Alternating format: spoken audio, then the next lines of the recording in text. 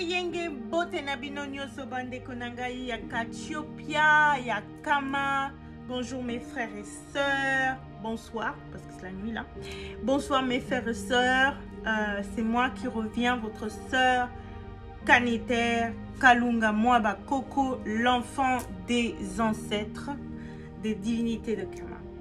Aujourd'hui, je vais parler de quelque chose, d'un concept que vous avez déjà entendu parler sûrement, mais moi, Kaneter, votre sœur, je vais vous l'expliquer encore plus et j'espère que ça va vous aider à, surtout les sœurs, les femmes noires, ça va vous aider à comprendre qui vous êtes vraiment et grâce à ça, à ce que vous regagnez, vous récupérez votre identité, notre vraie identité. Comme ça, nous pouvons redevenir divines et redevenir grands, la place que nous méritons sur cette planète Terre.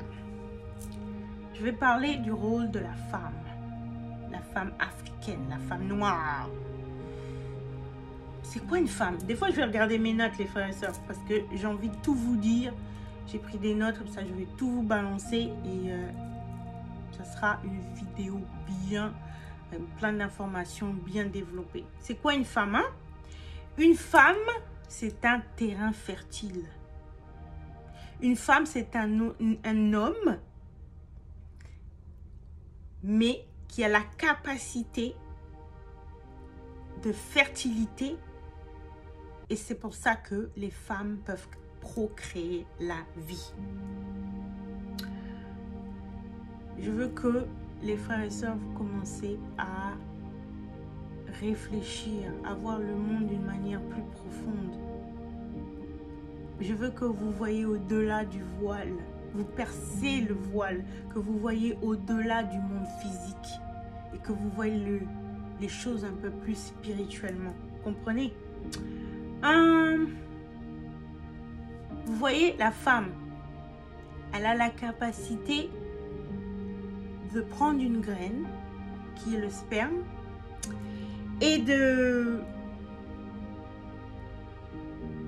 donner, de transformer cette graine, le sperme, en un enfant, en un bébé. Mais c'est pas que ça.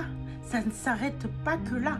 La femme est aussi capable de prendre une idée, une intention, quelque chose qui est dans le monde au niveau mental, et la femme, elle a la capacité de manifester ça dans le monde physique. C'est pour ça d'ailleurs que l'homme noir, quand il était en harmonie, quand il vénérait sa femme, et ben c'est là qu'il était le plus puissant, le plus indomptable sur cette planète. Parce que c'est grâce à sa femme que l'homme noir était capable de manifester dans le monde physique ses idées et ses intentions. Les femmes, nous sommes naturellement émotionnelles, donc nous avons plus de capacité à avoir accès à l'énergie émotionnelle. L'énergie émotionnelle, c'est l'énergie féminine. Et l'énergie masculine, c'est l'énergie de l'action. Le monde spirituel est plus dominé par l'énergie féminine et le monde physique, matériel, est plus dominé par l'énergie masculine.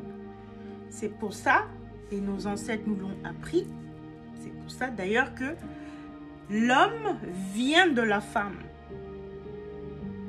L'homme vient de la femme parce que le monde spirituel précède, vient avant le monde physique. Donc, je répète, l'homme provient de la femme, parce que la femme est l'énergie féminine, et le monde spirituel est dominé par l'énergie féminine, et le monde physique est dominé par l'énergie masculine, et le monde spirituel précède, vient avant le monde physique.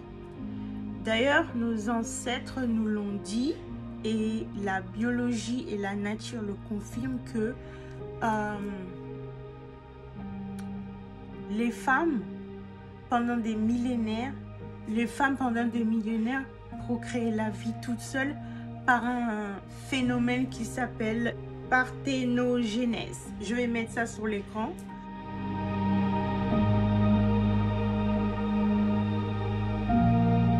La parthénogenèse, c'est un phénomène de reproduction où certains insectes et certaines fleurs sont capables de se reproduire. C'est-à-dire que l'ovule qui existe dans certains animaux et certains insectes n'est pas fertilisé et il se reproduit tout seul.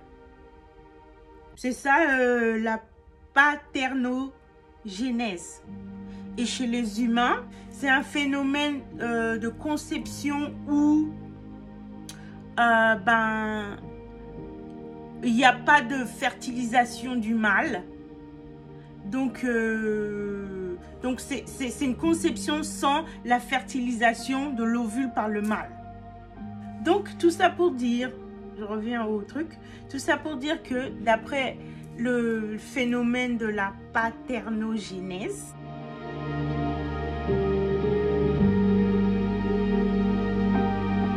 les femmes pendant des milliers d'années, elles étaient capables de reproduire, de reproduire la vie toute seule pendant des milliers d'années.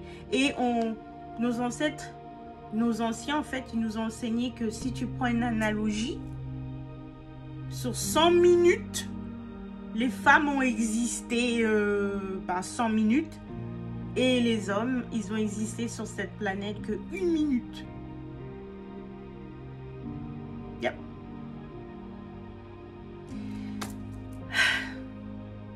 Yep. Et d'après les recherches archéologiques et les excavations des scientifiques, on a retrouvé 98% de matériel qui ont rapport aux déesses. 98% des matériels qu'on a retrouvés d'après les excavations sont par rapport aux déesses dans l'Antiquité et seulement 2% par rapport aux dieux. Tu vois, non? Tout ça pour vous expliquer que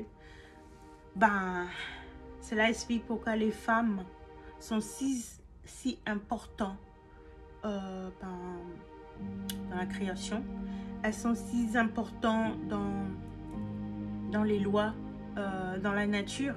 Tu vois ce que je veux dire? Et c'est pour ça que les Africains, ils plaçaient une place très très importante aux femmes. C'est pour ça que les femmes étaient divinisées, parce que les femmes, surtout la femme noire qui a créé l'humanité, elle est plus proche du monde spirituel. J'ai expliqué pourquoi. Elle est plus proche des dieux, de la conscience suprême. Moi, j'appelle ça conscience suprême. Aussi, c'est pour ça que la culture occidentale et arabe, ils se sont vraiment focalisés à faire oublier les femmes leur identité, à nous faire oublier ce que nous sommes vraiment, notre importance dans cette dimension, dans la Genèse,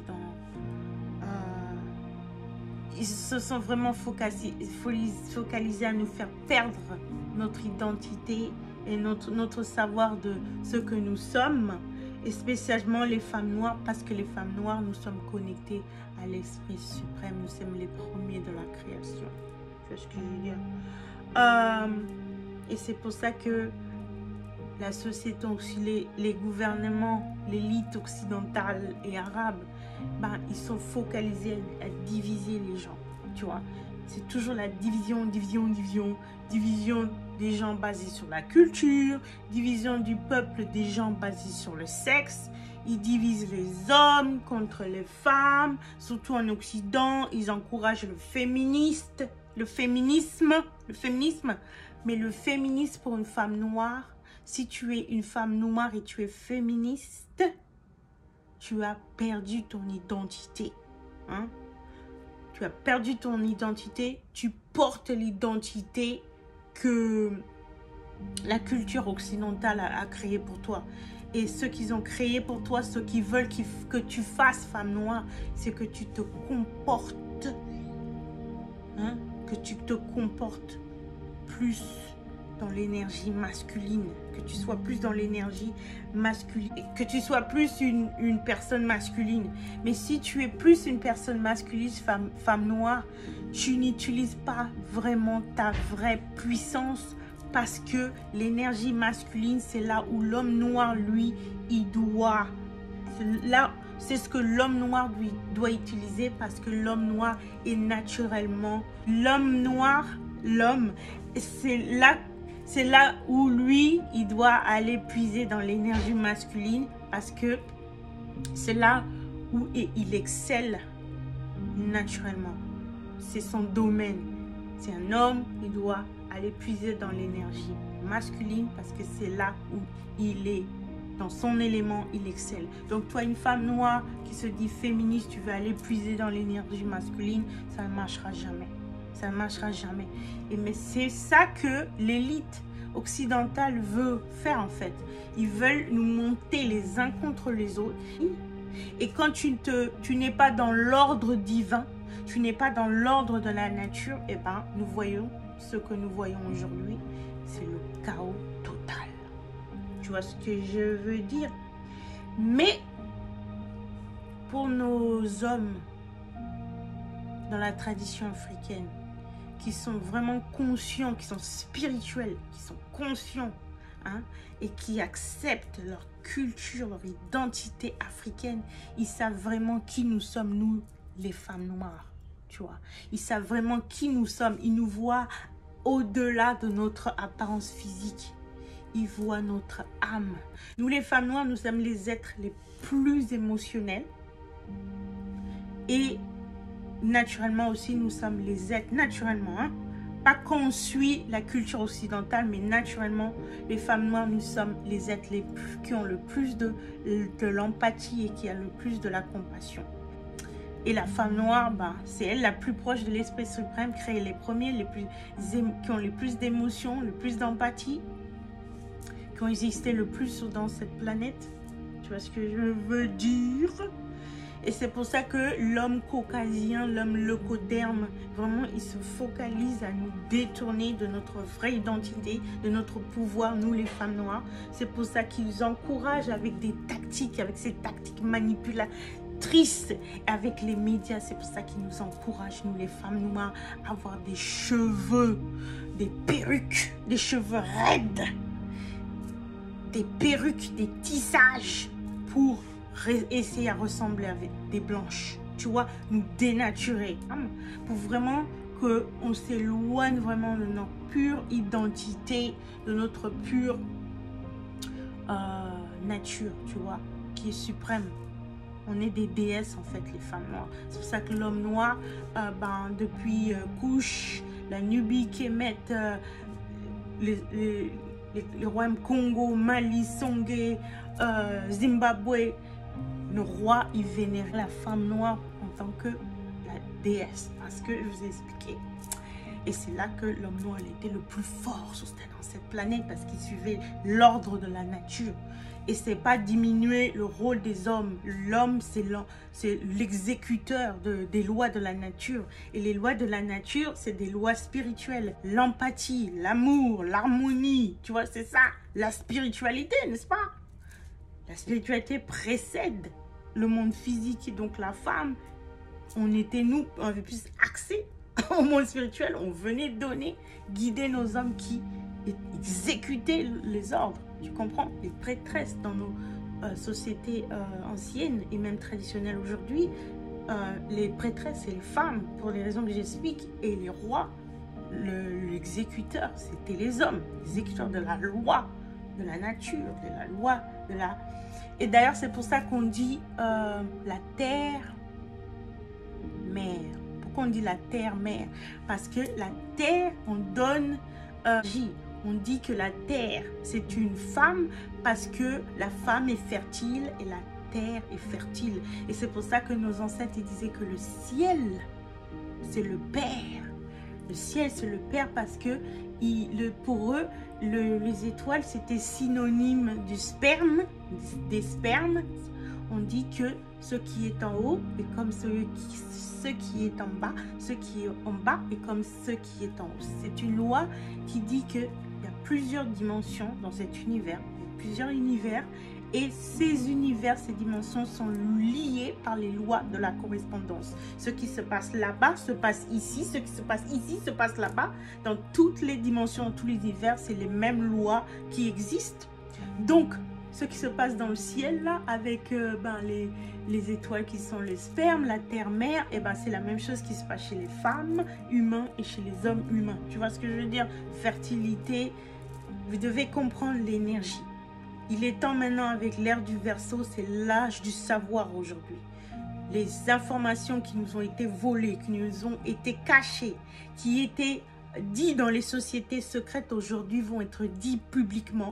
Et moi, je participe à ce réveil de la conscience. L'âge du Verseau, c'est l'âge de l'information, l'âge de l'Internet, l'âge des groupes sociaux, des réseaux sociaux, l'âge de l'information, l'âge de la conscience collective qui se réveille. Les informations cachées qui sont dites dans les sociétés secrètes sont révélées, sont maintenant dites au grand jour. Donc, tout ce que je vous dis là, ça fait partie de l'âge du Verseau pour que vous vous réveillez et que vous regagnez votre vraie identité, frères et sœurs, africains de Kama, noirs, kamites, Nubien, couche, bantou. Je disais, pour nous, il est temps de connaître la métaphysique, l'énergie, les forces électromagnétiques qui existent dans ce monde, les lois de l'énergie, des forces électromagnétiques. La femme, c'est une énergie magnétique, c'est une énergie féminine, c'est une énergie plus spirituelle. L'homme, c'est une énergie électrique, c'est une énergie d'action et c'est une énergie plus matérielle. C'est pour ça que l'homme a besoin d'une femme pour matérialiser ses idées.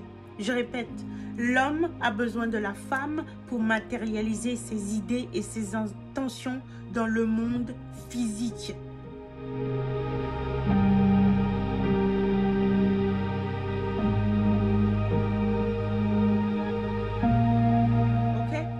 Parce que nous, les femmes, nous n'avons pas seulement la capacité de fertiliser la vie, la graine de l'homme. Il nous donne son sperme et avec ça, on crée, on manifeste la vie sur le monde, dans le monde physique. On est aussi, et c'est ça notre pouvoir, on est capable de manifester ses idées à l'homme et ses intentions. C'est pour ça que c'est comme ça que ça marche. Mais tu vois, l'élite de la matrice, l'élite des sociétés occidentales, c'est pour ça qu'ils veulent absolument rabaisser la vibration de la femme noire.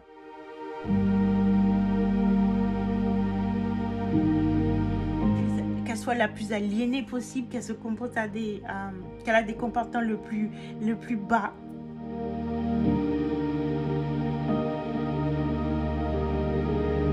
Possible.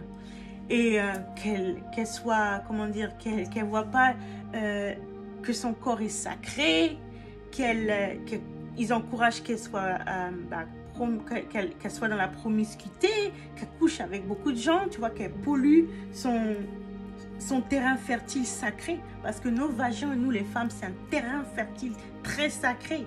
Si tu permets à plusieurs hommes de souiller ce terrain, si tu permets à plusieurs hommes de rentrer dans ton espace sacré, si tu permets à plusieurs hommes de t'utiliser, hein, de t'utiliser et te faire du mal, et ben ça va t'affecter et ça va te détruire. Et c'est pour ça que tu vois la situation pitoyable des peuples noirs aujourd'hui.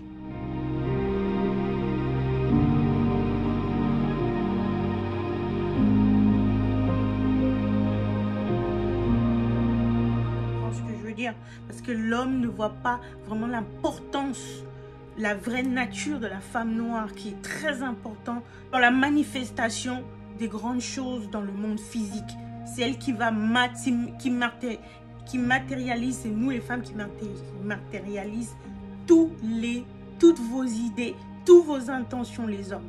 Donc il est très important aujourd'hui de redonner à la femme noire le savoir de sa vraie identité, la connaissance de son vrai pouvoir, de lui faire comprendre de nous faire comprendre à nous les femmes noires que c'est important qu'on reste dans notre vraie nature, qu'on garde nos cheveux naturels. Tu vois, ça c'est mes vrais cheveux naturels. J'ai pas défrisé, je vous dis, j'ai pas défrisé. Hein? J'ai mis 2-3, extensions, mais c'est pas défrisé du tout mes cheveux. Je garde toujours à l'état naturel parce que quand les cheveux sont crépus, sont naturels, dans leur état naturel, c'est des antennes, c'est un conduit du monde spirituel. C'est un conduit du monde spirituel et c'est aussi notre protection. C'est pour ça que le locoderme encourage l'homme noir à couper ses cheveux, comme ça il se déconnecte du monde spirituel et il devient faible. Et c'est pour ça qu'il encourage les femmes noires à porter des perruques, à porter des tissages, à avoir des cheveux raides et à être des copies, des pâles copies, à être des pâles copies des femmes blanches et qu'on soit de moins en moins ce que nous sommes, c'est-à-dire des déesses, les premières qui ont été créées sur cette planète et qui sont le plus connectées à l'esprit suprême, à la conscience suprême. Et c'est nous qui manifestons toutes les idées, toutes les intentions des hommes. L'homme a besoin d'une femme pour créer sa puissance, sa grandeur, toutes ses intentions, toutes ses idées sur cette terre. Parce que nous sommes des terrains fertiles. Sur un point métaphysique, d'un point biologique et dans la nature, nous sommes des terrains fertiles, notre vagin. Mais sur un point spirituel et métaphysique, nous les femmes noires, nous sommes aussi des terrains fertiles. Et c'est pour ça que dans les sociétés anciennes, dans les sociétés traditionnelles, la femme noire, c'est la déesse mère.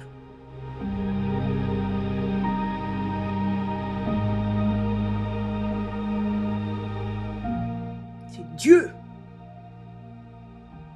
Il est temps aujourd'hui, les sœurs et aussi les frères, que vous sachiez qui nous sommes vraiment. Et à partir de là, on peut vraiment regagner notre place de grandeur dans ce monde physique, une bonne fois pour toutes, depuis des siècles et des siècles, depuis 6000 ans au moins. Voilà ce que je voulais dire. Ingeta Haché Aïbaba.